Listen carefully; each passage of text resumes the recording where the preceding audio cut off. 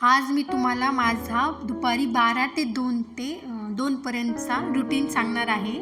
मी सकाळीच साईचा तांब्या बाहेर काढून ठेवला होता, कारण मला रात्री बाहेर काढून ठेवण्यासाठी आठवण नव्हती, म्हणून मी सकाळीच काढून ठेवला. कारण रात्री काढून ठेवलं तर ते खूप छान होतं, सकाळी लवकर करता येतं. पण मला रात्री आठवणच नव्हती, त्यामुळं मी सकाळी उठून काढले आणि 2 चमचे दही टाकलं त्यात आणि झाकून ठेवून दिलं. आणि 2-4 तासांनी ते, म्हणजे किमान 12-1च्या सुमारास मी ते काढून फेटून घेण्याची प्रोसेस केली. हे पहा, मी काढून घेत आहे पातेल्यात. ती निघत नव्हतं, चमच्याने मी काढून घेतलं.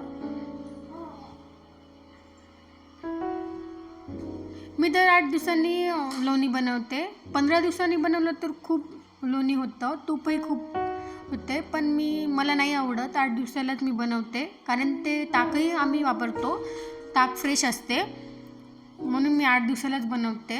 आणि मी बनवल्यावर लगेच ताकाची कढीसुद्धा बनवते, कारण मला कढी खूप आवडते आणि घरात सगळ्यांनाच कढी आवडते.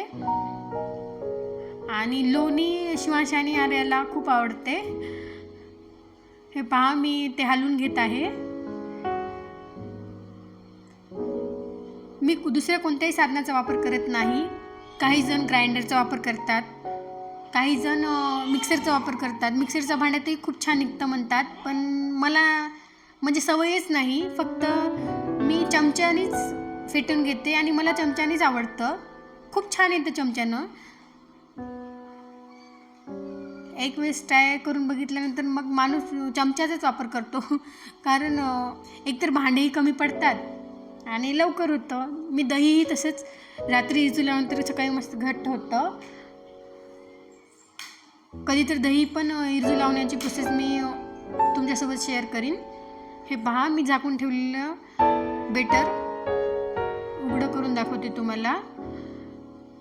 हे पहा,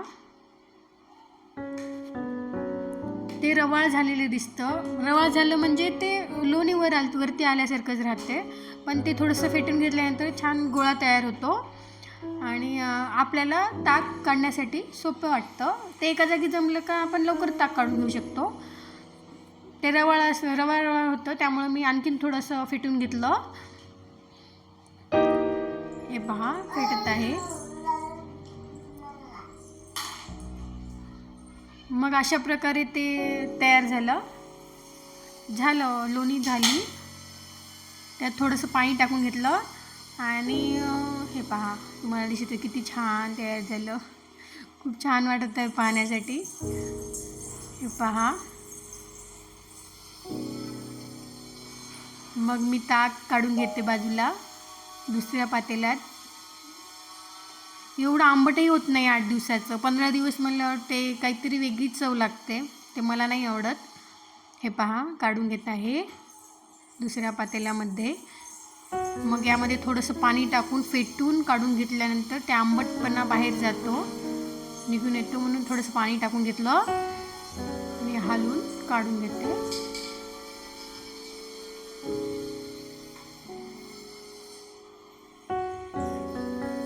हे पहा,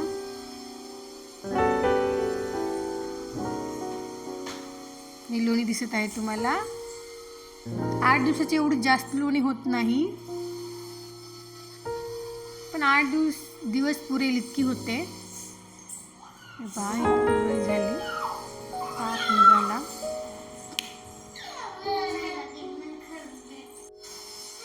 2 वाजता त्यांनी जेवायला येतात, त्यासाठी मी भाताचं कुकरही लावून घेतलं. एका बाजूला लोणी ठेवलं, मग लसण बारीक करून घेतलं. दुसऱ्या गॅसवरती तुपाचं ठेवलं होतं. तूप होईपर्यंत मी वरती जाऊन फ्रेश कढीपत्ता तोडून आणलं. मला फोडणी देते वेळेस फ्रेश कढीपत्ता असेल तर वास मस्त येतो, त्यामुळं मी दररोजच्या दररोज कढीपत्ता फ्रेशच आणते, कारण वरती खूप मोठं झाड आहे, त्यामुळं मी दररोजच्या दररोज आणते फ्रेश. आणि ते आणण्यासाठी मी वर गेले, ते धुवून घेतलं. आणखी ते धुतल्यानंतर मग ते फोडणीमध्ये टाकण्यासाठी ठेवलं. हे पहा, मी हाय फ्लेम केल्यामुळं थोडंसं करपलं पातेलं.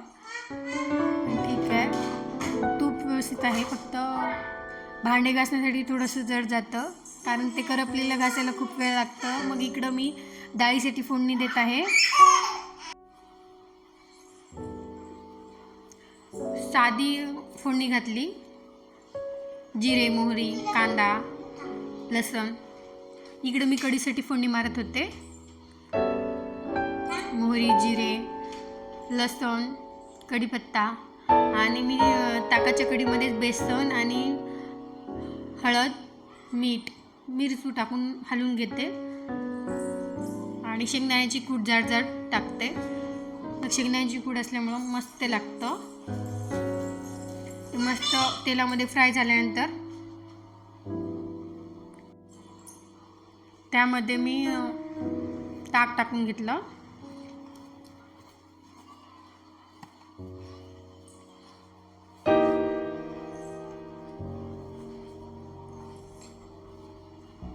खूप छान लागते ही कढी आणि बनवण्यासाठी सोपी असते. आणि तिकडं पीठ चुरून घेतलं होतं. तूप थंड होत आहे, भात झाला आहे, डाळ टाकली आहे, कढी झाली, पीठ चुरून घेतलं. मग लगेच तुपाचं झाकण लावून ठेवून टाकलं, तूप ओतून घेऊन. आणि पोळ्या बनवून घेतल्या कारण मी निघालो म्हणून कॉल केले होते. मग त्यांनी आल्यानंतर प्लेट बांधला.